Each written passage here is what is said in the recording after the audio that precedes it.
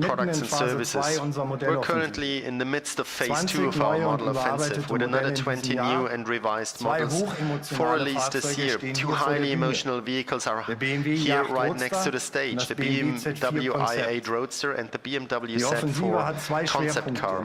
We will be focusing on 2 aspects, luxury and X. Examples from the highly profitable luxury segment include the new Phantom and the spectacular Cullinan at Rolls-Royce. And at BMW, the new 8 Series Coupe, which we will be launching still this year.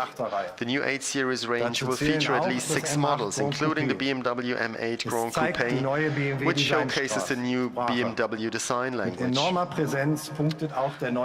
new BMW X7, which will also go into production towards the end of this year, is also resonating with its strong presence. So 2018 will be our X year, with the new X3, the cool X2, and as of summer, the athletic X4. And as I can reveal exclusively today, later this year, a successor to the X5.